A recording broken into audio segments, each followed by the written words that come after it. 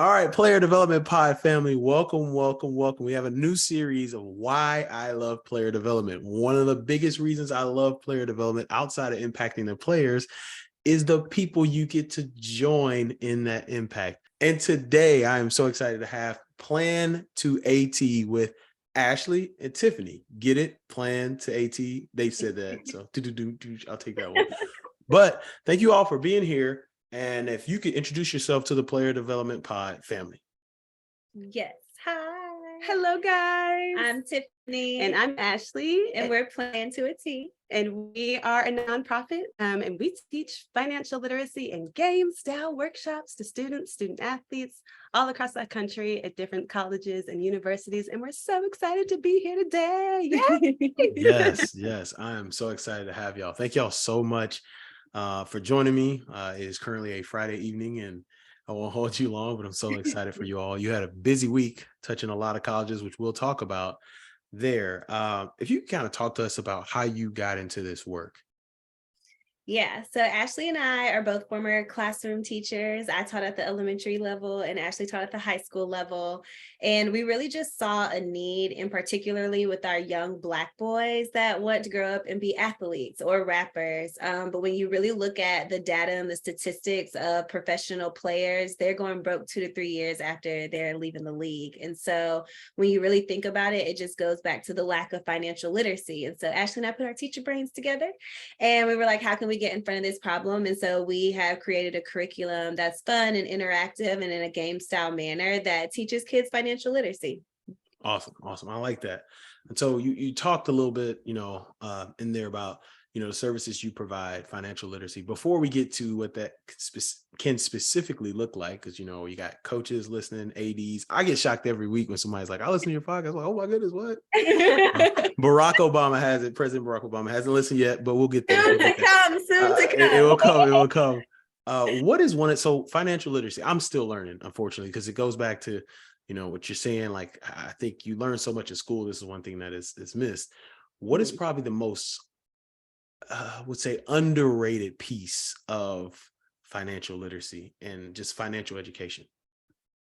I think in general, it's just the fact that it can start really small and that it takes little small steps and consistency that will allow you to build a healthy financial life. I think people think about financial literacy as like super daunting. And a lot of times, when you hear people learning about financial literacy, people are throwing these huge terms at you, compound interest and all these other crazy things, but it can be very, very simple. And it takes like just those tiny little steps as much as like looking back at your bank account and seeing what you spend your money on and, making small goals for yourself that can really just get you started is, it's just about taking the first steps and being consistent. And from there, everything else kind of falls in line. Awesome. Okay, so going with that, if you all could talk about the services you provide, some of the things you provide for, you've been at, like we just said earlier, you've been in colleges, you help others. What does that look like? Yeah, so we have a typical 4-month, 4-hour program that we offer to colleges, but we also do a 1-hour crash course. So we offer topics on like budgeting, debt management, understanding taxes, and building your net worth. And we're working on various different curriculum that range from cryptocurrency to building credit and investing. But we deliver it in 2 major styles, either a 1-hour crash course or in our 4-month, 4-hour program where the students are going through 3 major content sessions with us for 1 hour a month over the spring or fall semester. And so they might be going through our budgeting course and they'll meet with us for the first time and we'll take them through a series of activities, fun, engaging activities. Yes. We know that financial literacy can be daunting and, it can be scary to get involved, but we as teachers and having that background, we've taken what we know really works to make it simple and bite-sized. So we break it down into tiny little segments and the students are involved in various different activities that, we set them up with different challenges. And so when they walk away with us from month 1 to month 2, they might have a challenge to cut back going to Chick-fil-A 20 times in the month when they saw that that's what they were doing. And then now I'm only going to go 10 times and I'm going to save the other 10, right? So we just set them up with small challenges and make it easy for them to meet with us the next month and say, okay, here's the next step. Now let's build on top of that. Let's think about the budget. Let's think about implementing this with your scholarship or your job or whatever income that you're having. And so they go through 3 different content sessions with us. And then that final session is a celebration session because we got to celebrate the kids, Let's right? go. Meeting their goals, encouraging them. So that's the fun part as we partner with corporations to be able to provide the students with different incentives that could range from, a Chick-fil-A coupon all the way up to a concert ticket or a game ticket to one of their favorite teams. And so their celebration session is the last session that we wrap up with. So those 2 major styles, either the crash course, because we know that every student doesn't necessarily have the time to meet 4 times over the semester, or for our comprehensive program, are the 2 major ways that we deliver our content. Awesome. Thank you for sharing that. Thank you for sharing that. Now I'm going to ask a question based off of, like when I was in player development, spring, you mentioned spring. Spring was our big programming time, spring and summer. And what does that look like? If I'm on a call, let's say we're on a call, let's say it's not a podcast, and I say, I hear you, I like that. I need y'all on campus. And can you possibly be here? Can you do the crash course? Can you do the 4 sessions on campus? Like, I need you here. I need you to engage with our guys. Can we do a celebration somewhere around, the city, different things like that? I know you've heard this before, but I just want to I know we have people listening. I want player development. I want it. So is that possible for you all to and I know for us, we would, there's payment, there's things like that, but just the overall concept of you all being on campus multiple times, does that also go along with your curriculum? Yeah, so we have actually customized our curriculum. We work really, really close with the department at the school to really figure out what are the best times and dates for us to come out based off of the school students, athletic schedule or whatever time of year it is, whether it is the spring or the fall. And so really just working with them and figuring out when we can come out and what is the best topic that they want for their students. And then based off of that, Ashley and I will go back and we'll edit or whatever the case may be to make sure that it's tailored to what the coaches specifically want for their school. Sometimes, they might say, hey, can you make sure that you're covering taxes a little bit more? Can you make sure that, we have a lot of students that, are on scholarship, or can you help them, with their refund money? And instead of spending the whole thing, can you give them tips around, doing, things around that? So it's really great because, overall, we have a nice baseline of where we start the students, but being able to really tailor it to what the coaches and students really need is awesome too. And, having that background as teachers, and what we had to do anyway in the classroom, right? And I have 16 years of experience, plus years of experience between the 2 of us. So, what the ups and downs of education and all of the wonderful experiences that you learn from it. It's really cool to be able to apply it right now and just, be in this sector. Yeah. So you brought up being in the classroom. I was in there for 6 years and 6.5, 7.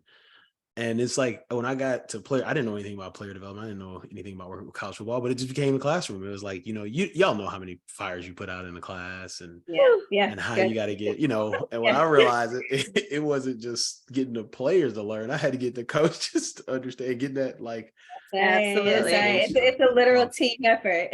Right. It's interesting too, because one thing I've noticed every program I've been, when we talk about finances, coaches come in the room. And I was at a conference one time where a prominent head coach, I'll say his name, Mac Brown was the head coach at Texas at the time. He's the head coach at North Carolina.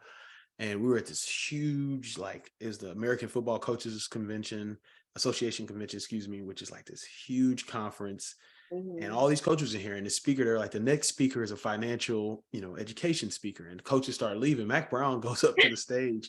He gets on the mic. He says, hey, coaches, you need to listen to this, because I had a lot of coaches who got paid good money at Texas and they have nothing to show for it. So it's interesting you say that, because every time we do it, there's coaches in the back. And I purposely go around and tell coaches that I've learned things, and you think about some of the things I've been exposed to, the bonuses, using your bonus right, or, different things there. I mean, there's days, but, there's also lean years. You win one year, the next year you don't, different things like that. So, no, I appreciate that, because I always think that the players take it in more when the coaches are involved. And so, for sure, I'm gonna throw this plug out here.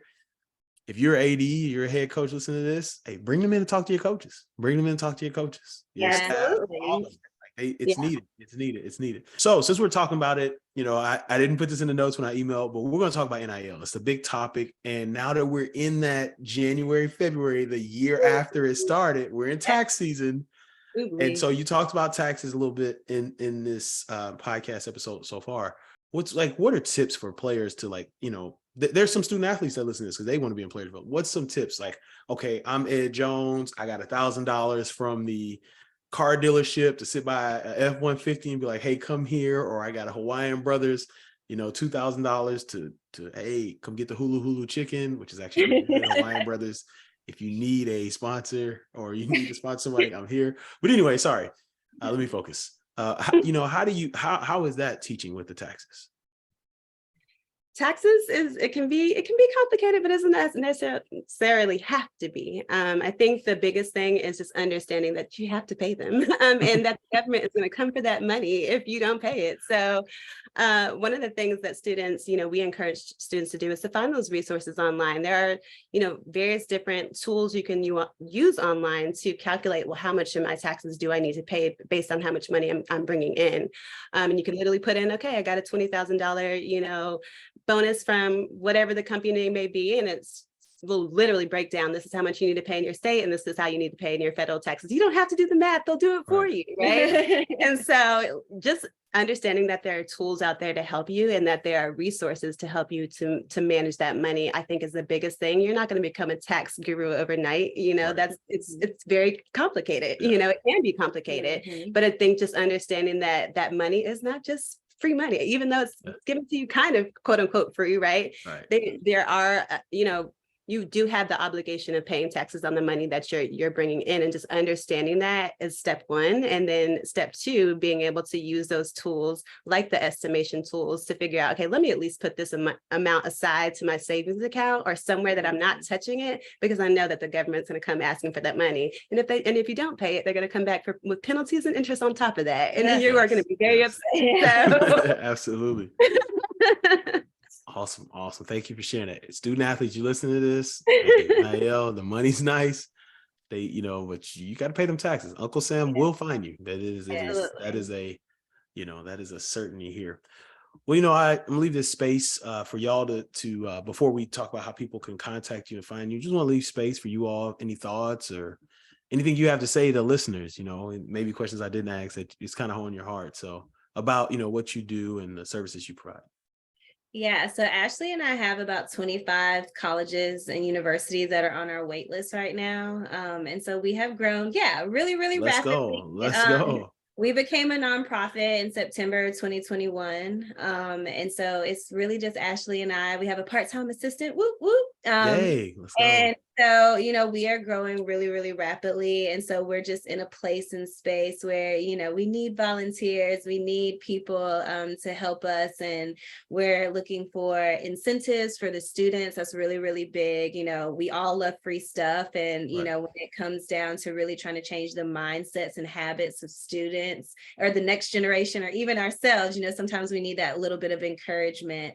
So, anybody that wants to reach out to us and really wants to hear a little bit more about what we're doing and working on, we would love to have a meeting with you all. This is a huge passion of ours. Ashley and I love what we do every single day, and love working with students. And we love being able to still be in the space and place of education, but really trying to help move the needle for our minority communities, for where we can change that trajectory of, having generational wealth. So, if that sounds like a mission that you're on, please, get in touch with us, because that's what we're here to do.